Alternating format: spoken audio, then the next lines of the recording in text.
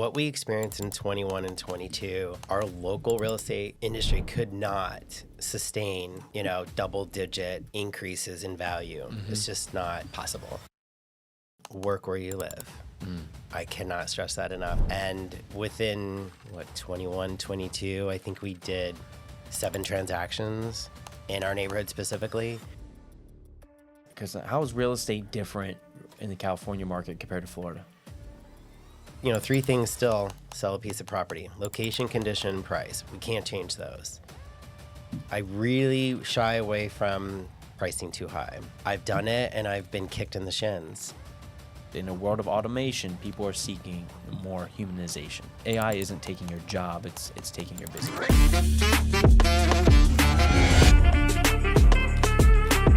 Hello everyone, welcome to Tampa Bay Unlocked, where we talk about all things real estate, the market, and anyone that touches a transaction in the greater Tampa Bay area. And I'm very honored and privileged to introduce Christian Sidwell to the podcast today. Christian, thank you so much for being here. You're welcome. It's my pleasure. I'm thrilled to meet you.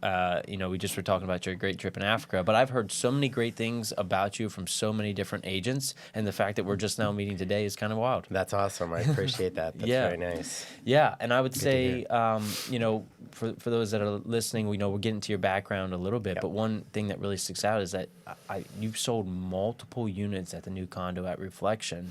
Did, yeah. How many did you sell there? 5. Yeah.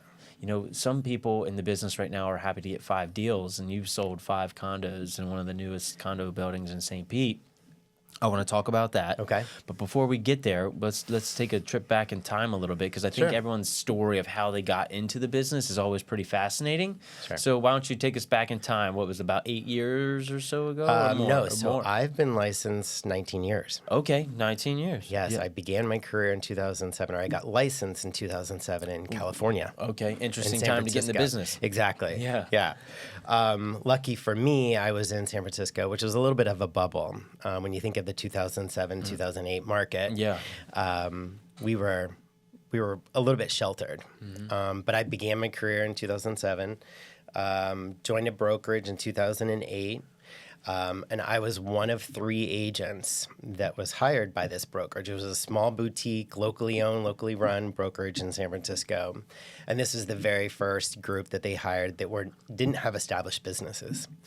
So I joined a brokerage that was 5 years old with 2 offices, about 225 agents, who all had 5 years, maybe 10 years plus of experience. So they had well-established businesses. You were the rookie. So one of 3 of the rookies, new license, new to the industry, and newly hired by this brokerage. So the 3 of us were pretty excited and nervous. I bet. But I will say that it was the best training ground for me. I really, truly enjoyed it. I got to watch some of the most amazing, talented, smart businessmen and women who really crafted their business. And San Francisco is an amazing market. It's a pretty competitive market. So you're saying it was a little bit of a bubble. So you're saying it was San Francisco isolated from the crash a little bit in 08, 09? 2007, 2008, yes. So a lot of people had decent salaries. There was a lot of startups at the time. A little bit of a boom in the dot-com era. They did. And that market allowed them to hold on to that real estate versus having to either do the short sale or a foreclosure. Possibly dual income, no kids, also scenario, allowing them to hold on to the market or hold on to the piece of real estate and not be affected by the bubble. I'd say the Bay Area, East Bay is probably what really struggled. So Sacramento, part of Stockton, other areas surrounding San Francisco had a little bit more difficult time. Where they didn't have the equity. But take me back, okay? Yeah. But what was going on in your life? What were you doing in that time that said, I'm going to go get my real estate license and get into real estate? Good question. So I moved to San Francisco from Ohio in 1999, and I was in technology, and I was in marketing role. It was a partner marketing role. So I've always had that interface with a little bit of marketing, a little bit of sales. It's always kind of been my career since I got out of college. So this was an opportunity for me to really hone in those skills a little bit more. So working in an area like Silicon Valley, where technology is the birthplace, essentially, to work with some major companies like Oracle and Corel and Intuit and Macromedia was pretty incredible. So I rode that internet boom and the decline. So my last position was in 2006. It was with a startup based in London, and they came to San Francisco to create content. So it was a mobile app before apps were on, your phone, like we think the App Store at this time. So this was actually way before that. So yeah, because I think what year was this? This was 2006. Yeah, 2005, 2006. Because that's just about when the iPhone was announced. I Correct. think. Yeah. Correct. So that still wasn't there yet. Yeah. So this there was no App Store yet. Correct. Yeah. So this app would sit on the phone, and you would have to subscribe and push and pull content. Yep. So I came in as a partner marketing role. I was there for probably a year and a half, and then we got bought, and then they reorged. So this was my third reorg, and I've lost my job. So I was stressed to see what was I going to do again. So having been in a traditional corporate role and then going to a startup, which was the complete antithesis, I was like, I wasn't sure exactly, what was the next step. Real estate was my minor that I studied a little bit in college.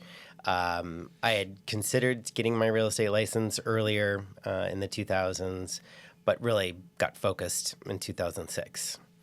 Then sat for the exam in 2007. And so when this reorg happened, it was I think an opportunity to make a shift. Opportunity presented itself and you took it. And so I jumped really full-time in 2008. Okay. Makes sense. Okay. And so how long were you in the Bay Area selling before you came to Florida? So in total, I was in San Francisco for 11 years. I had met my husband in 2006, working for the startup.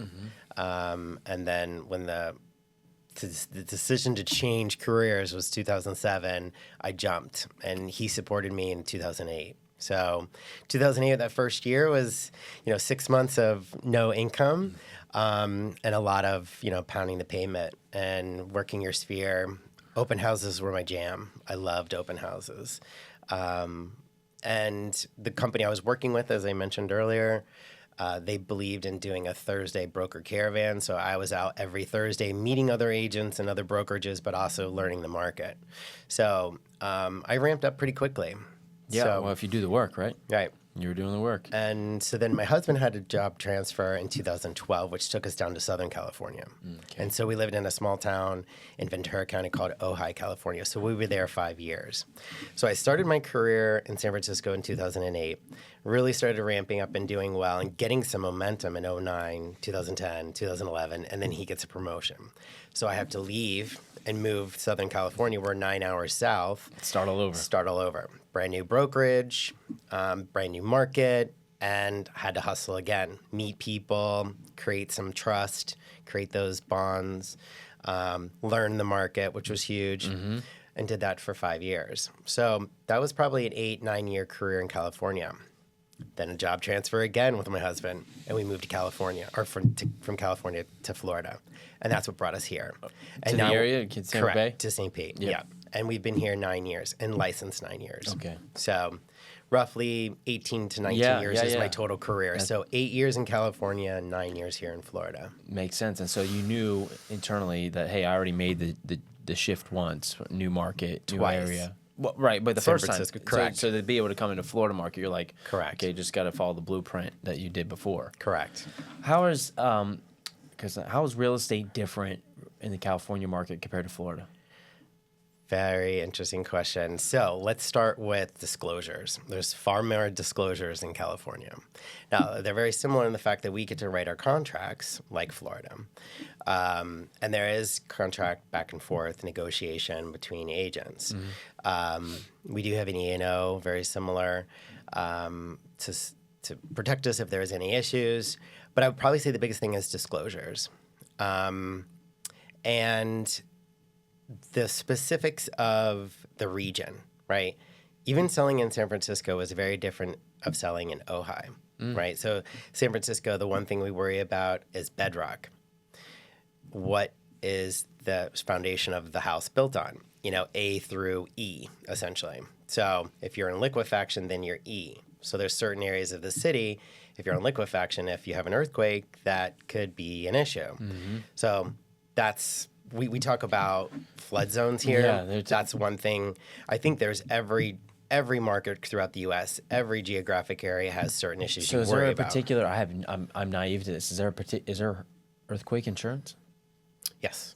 I mean, and now, recently, now there's fire insurance, right? Because wildfires have happened to Porm. Yep. So, that's another disclosure that's there as well. Or that another insurance that's on top of the purchase, knowing exactly where you are buying in certain regions. California's just expensive. Mm-hmm. It's all relative, right? I would think your salary increases, cost of living increases, but they're all equal. Yeah. So I would say that those little nuances like that. So, but that understanding that, I think, is what helped me jump right into this market and kind of being aware of some of those nuances. Like, okay, where are all the disclosures? Which ones do I need to know? Correct. Well, it's actually less. Okay, that makes it easier. Correct. And then what region has certain issues, right? So, so I think that is something that I learned really quickly in San Francisco, applied to my work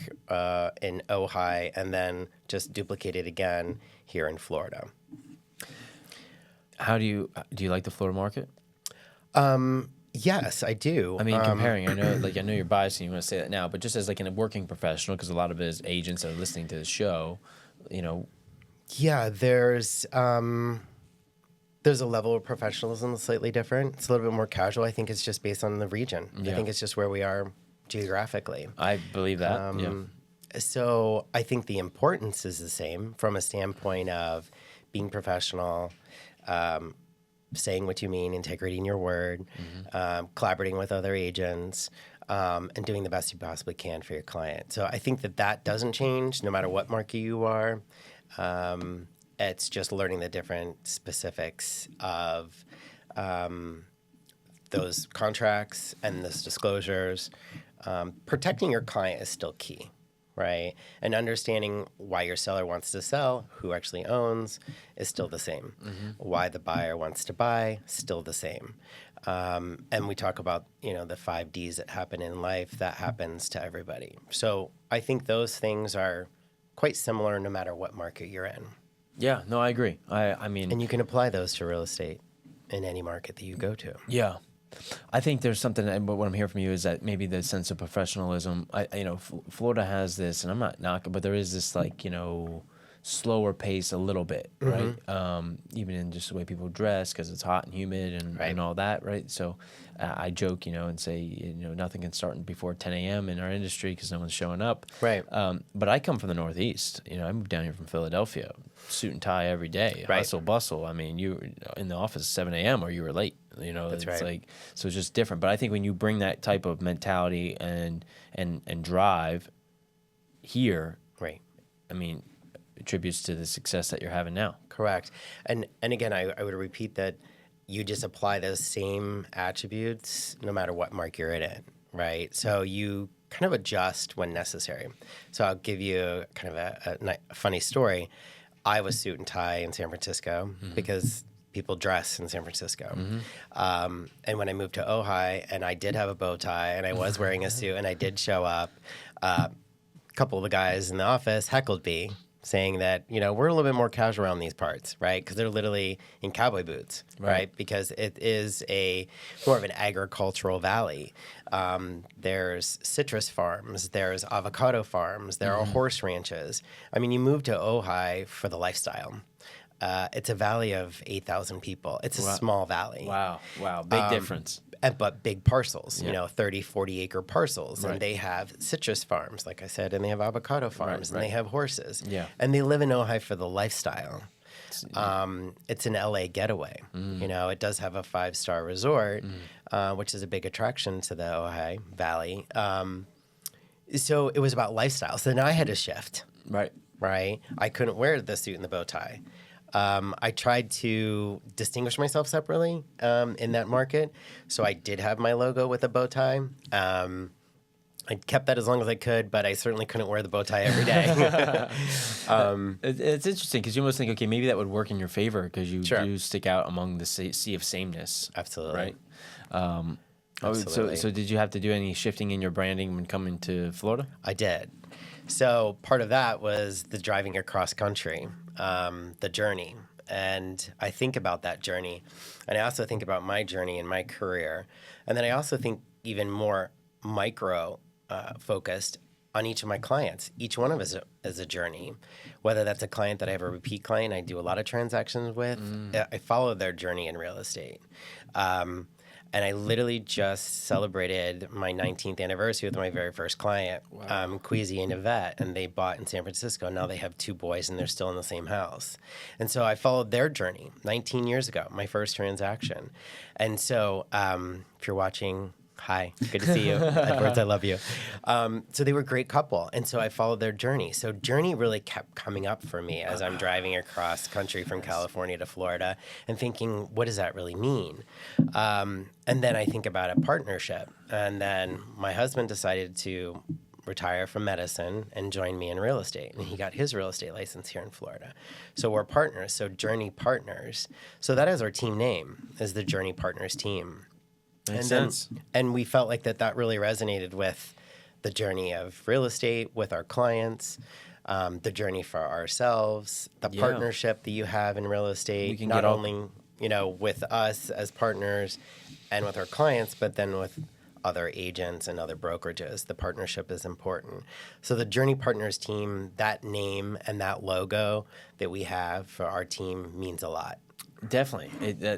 It's crazy how that was made out of your journey. That's right. Right? Literally, like there's so many things, and it's beautiful. And we could give all kinds of philosophical on it in all kinds of cool ways. And I can tell that you have some of that in you just from our conversation previously. And it makes a lot of sense. That's really, really awesome. So, in that, you can tell, right? You're going to sit here and name your first client from 19 years ago, that you're really in tune with the relationship side of real estate. What's your lead generation model now? Because as the agents are listening, they're, whether they're new or they've been in the business, everyone's talking about what they do to get leads, to get customers. Yeah. What's that look like for you? Work where you live. I cannot stress that enough. I think that is just... What does that mean to you? It's inherent. If you choose a neighborhood to live in, you love it for a reason.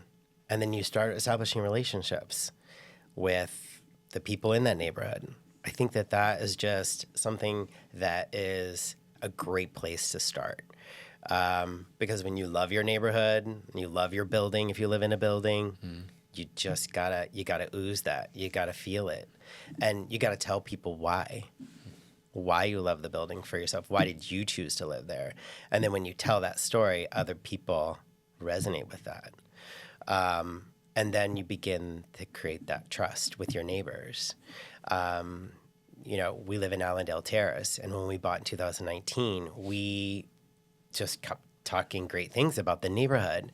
And within, 21, 22, I think we did 7 transactions in our neighborhood specifically, where we brought buyers in. And then the sellers that lived there started seeing us bringing buyers and know that we live in the neighborhood. And then we started selling in the neighborhood. So now we're getting calls from neighbors. I saw you sold my neighbor down the street.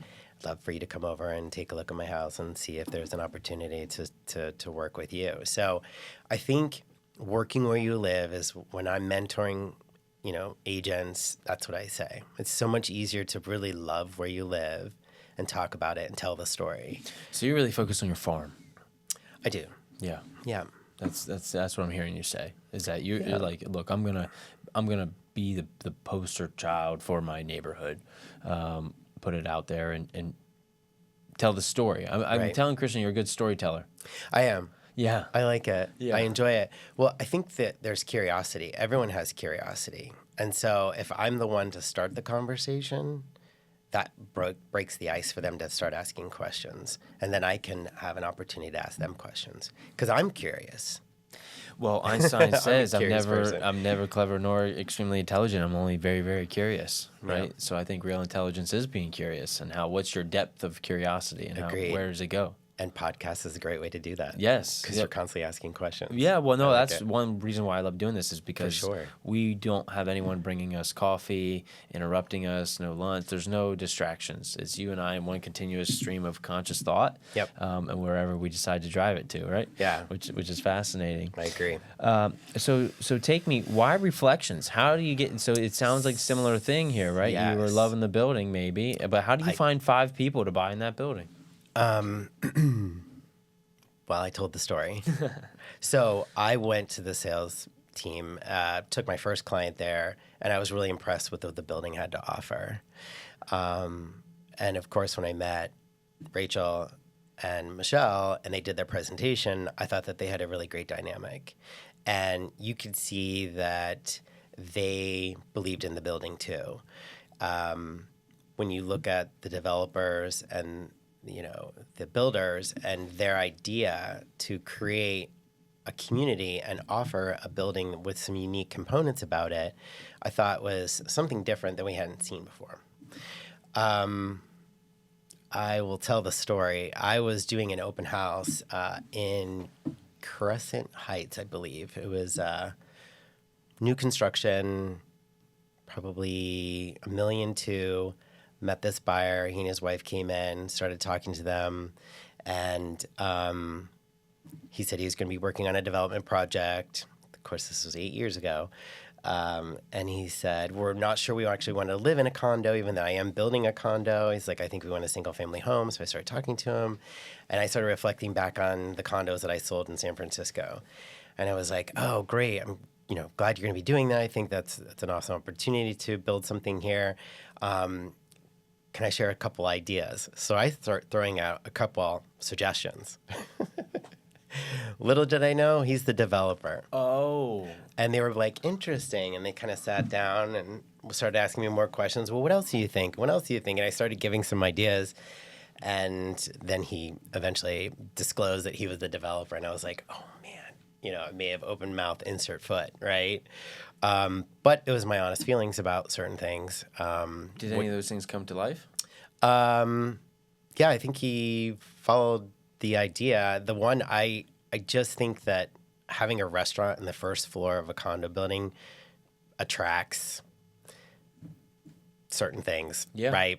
Not only the smell, but also the trash. Right. And sometimes that's not great in your building. And I knew that having sold several buildings in San Francisco, and a lot of developers got away from that. They wanted some other type of tenant in the first floor if they were going to do any commercial. And that was my suggestion to him. And he was like, oh, okay, good to know. So there was 2 spaces on the first floor, and I think that they are going to a tenant that is not food related. Yeah. So though that particular neighborhood could potentially use something. It is pretty walkable to some other restaurants. Wouldn't be a bad idea. I just think that that was my suggestion at the time. So interesting from experience. Interesting story, though. Yeah. No, how cool is that? And then you end up selling 5 in there. Yeah, and then I see him, and he still respects me, and appreciated my input, and I didn't think anything disparaging, but certainly it was one of those moments where I was like, maybe I overstepped a little bit. Yeah. But it was an honest, response, and it was just from my experience of selling in real estate. I don't think there's anything San Francisco. wrong with being honest. Yeah, and he didn't take it offensively either. I did say something that I was surprised about, which hasn't been in other markets, that as soon as you do close escrow to allow a resale was pretty shocking. Mm-hmm. A lot of times they wrote it into the contract you had to live there for a year or own it for a year before you can resale. That didn't happen. So, because that's exactly what happened. I did have a client who bought pre-construction, and then once the CO completed, he decided not to move in and decided to sell. And then that's how I probably picked up the last 2 transactions. Was I had a listing in the building, and I met those buyers. It worked in your favor. It did. Yeah, it did. But I believe in the building. I think it's a unique building. I love the location. I'm actually selling in the building next door to it. Right now, I've got 2 listings active in the other building on the block next to it. And I like what I'm seeing, the development in that area. I love the history of Mirror Lake. So, and the views from the rooftop of Reflection are like none. Oh, they're impeccable. Yeah. Been there many times. We've had a few events. Stellar. Oh, yeah. It's stellar. I think there's something special about having the lake then seeing downtown, and then the bay. You kind of getting the full Correct. landscape instead of just water. And the history, Yeah. of the buildings that surround the lake. I think that's pretty special too. I love the fact that the entire building, every single resident in that building can enjoy the rooftop, the best view. Yeah. Having the amenity deck on the rooftop, I think, is pretty special. Absolutely. Everybody gets a penthouse view. Yeah, no, it's true. It's good. And the pool up there is amazing. So, It is. Yeah. No, it's obvious why you've sold so many units in there, Christian, because Love it. you believe it and you tell the story well. Thank you. Market has shifted here in the Yes. last 2-3 years. How are you handling that? How has your business changed, and how has your conversation with clients changed? I would say in the last 3 months, waking up and putting a happy face on has been my number one focus. It's about the attitude, right? I tell the story in a way that paints an honest picture. What we experienced in 21 and 22 was an outlier. Our local real estate industry could not sustain, double-digit increases in value. It's just not possible. So the shift we're having is that adjustment back to a reality of where pricing should be. And the last 3 months, the conversation has been somewhat of a reality check with sellers. And to really walk into a listing appointment, which I did yesterday, with an actual comparable is somewhat challenging. And so the strategy has to be, if you want to sell, I'm here to help you. You just have to be a little bit more flexible with me. And we've got to go where the momentum of the buyers are going. So we have to listen to the market even more readily and clearly than ever. Yeah. Still, 3 things still sell a piece of property: location, condition, and price. We can't change those, right? Those are the staples, and that's where I lead the conversation. Yep. The location is what it is. We can't move the property. The condition is the seller's responsibility, and the pricing is their responsibility. You give me those 3 things, I can work on the marketing. So I think that my conversations is we can sell the home. We can find a good buyer, a qualified buyer. You just need to work with me and be patient with me because time on market is longer. The fluctuation of showings can be, an ebb and a flow. So I think that has to be the conversation in some way, shape, or form. In this very, very, very recent, 3-month market. Yeah. Yeah. It's So I don't know if I answered your question. No, you did. You're focusing on the last 90 days, which I think this has been, some insight has been a little bit longer, but it depends on. I think it's hitting more of our local. Like I think it was, if you weren't in one of the hot neighborhoods, you were like, we haven't felt it yet. But if you're on the outskirts, you were watching it, and now it's kind of blanketed. Everyone's coming to this conclusion that prices are pulling back a little bit, and because of inventory increasing as it has been. There's a lagging indicator that I've been watching is the amount of new listings compared to pendings. Correct. And there was always a delta over the last 6 months plus of 400 to 500 homes. So I knew next month there's going to be another 400 to 500 homes on market that we didn't have last month. And I'm like, okay, so what does that mean? Right. And looking at pricing. And now more than ever, like you're hinting, like we can't just look at sold data. Right. We got to look at active and pendings because we got active competition out there now because buyers they're tire kicking and they're looking at everything. That's right. And they want all the credits and they want all the repairs because they can. That's right. And it's a different conversation with sellers, but like you said, you mentioned the 5 Ds earlier, but it's like those that need to sell, correct, are the ones that will. Correct. And being flexible with the pricing is what I just ask more than anything from a seller at this particular point. To say with coming in with confidence, I can get it sold. We just need to find where the threshold is, as you talk about, where does the buyer meet the market? So that's why I think pricing is going to be a little bit. How do you handle this? The flexibility. Yeah. How do you handle the objection of, well, I don't want to price low because then it doesn't leave us room to negotiate? I certainly understand that. But when you look at the trend of increasing competition, entering the market you got to be spot on. And if your urgency is to sell, then your pricing has got to be key. I mean, that number has to be right, and the condition has to be stellar.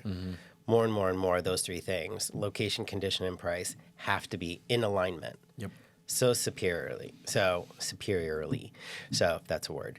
And that I cannot stress even more, those three things have to be in alignment. And if there are things that need to be done to make it stellar from a standpoint of 4-point issues, paint and staging go a long way. I can do the rest. So pricing, I think, is really the key. I really shy away from pricing too high.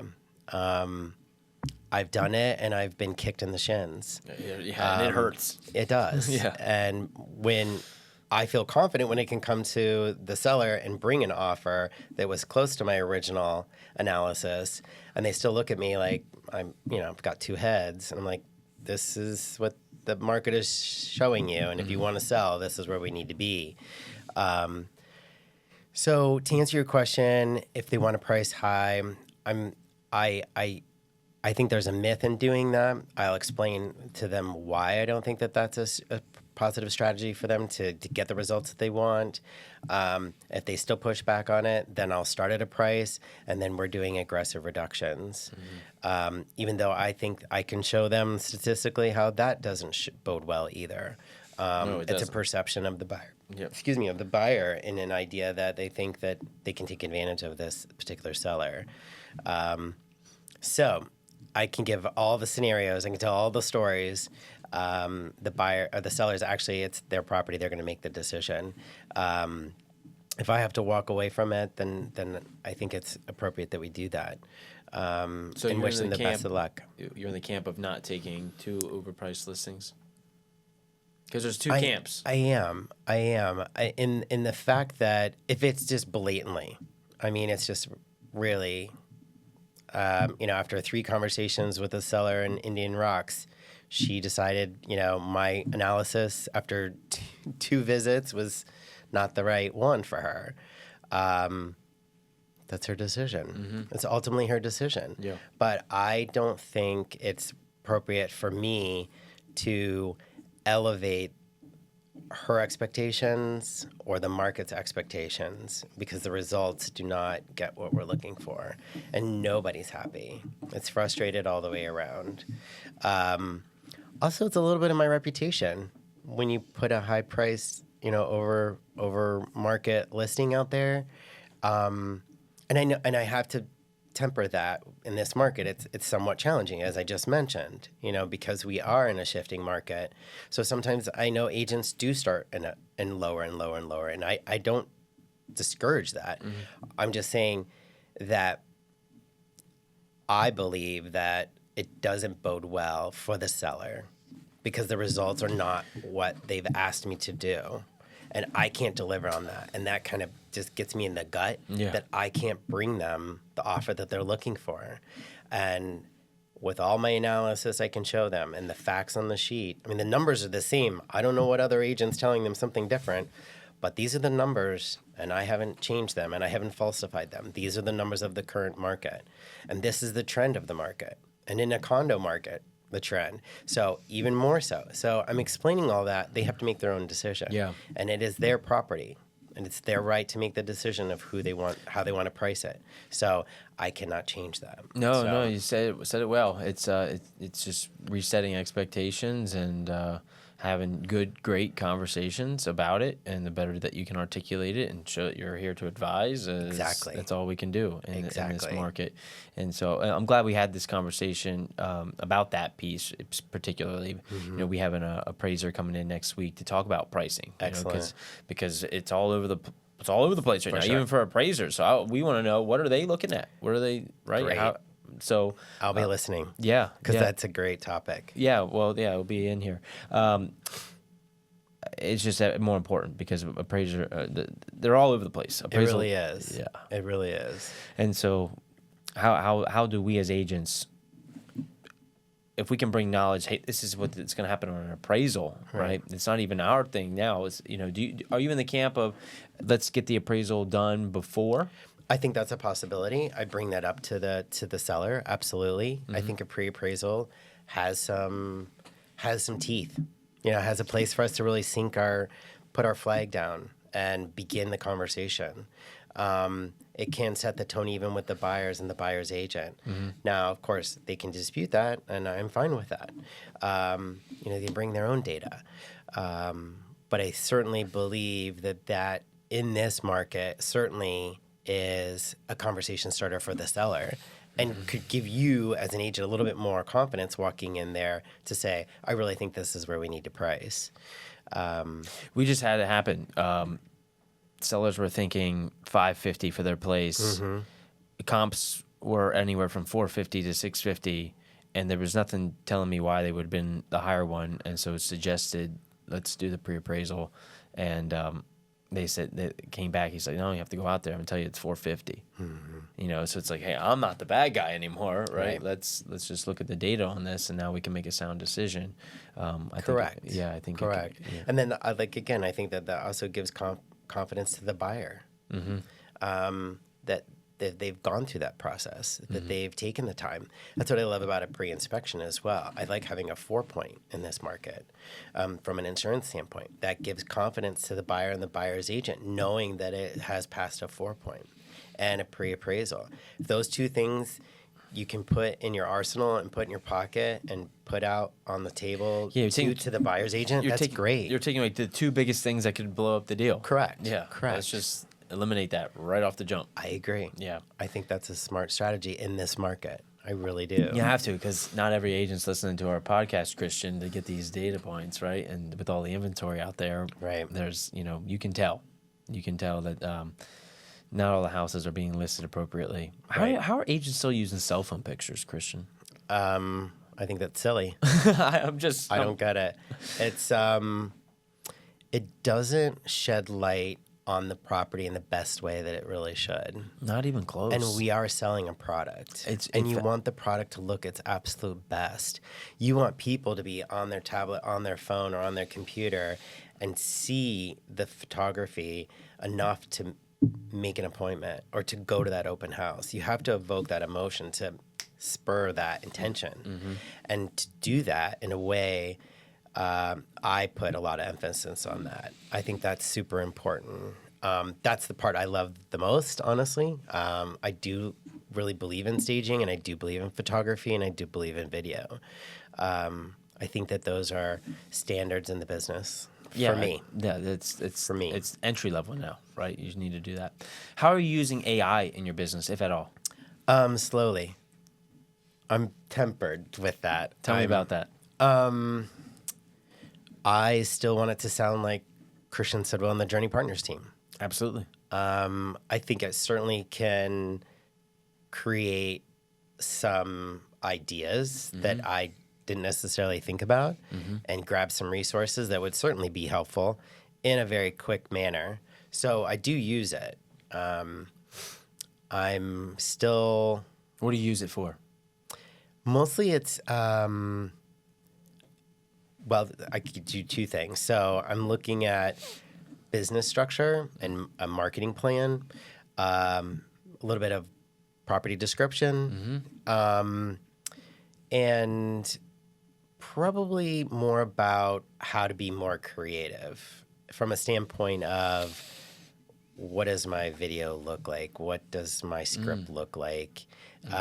Instead of being so much about the house itself, which a lot of my videos in the past have been, it's trying to be a little bit more edgy, a little bit more creative. How can I shed some light on this particular house in a unique way. Because there's certain houses that I've sold that are very cool and have some neat features, and those are fun to talk about. Not every house has that. Right. So I think that's where I lean on AI to help me. As you should. Be a little bit more creative. There's like this weird one. I can talk about the humanization. So you still sounding like the Journey Partners team. We just learned this at Mega Agent Camp last week of doing the formula of 20, 60, 20. Okay. 20% is what you put into the AI. You let the AI do the 60%, and then you rehumanize it on the back 20. I get that. Right? Because we can spot the listing description that was written by AI. We can spot the social media post that was written by. We can spot your email. People aren't going back and doing that that other 20%. And I heard this line, and it's perfect. In a world of automation, people are seeking more humanization. Sure. And so we really have to do that. But I think I get that. I think our consumers are going to be looking for agents that are using it more, right? I don't think I even saw you're like a little hesitant to talk about it because we're like, ooh, is that? I want people to still think it was me. Well, it can be. Yeah. But did you use it to flush out your whole idea? We're working with a seller right now, very high businessman, and I genuinely believe that he's working with us because he knows that we're using AI. Because he's like, why would you not? Right? So there's so many different areas that and we're teaching a lot of classes here about that. Okay.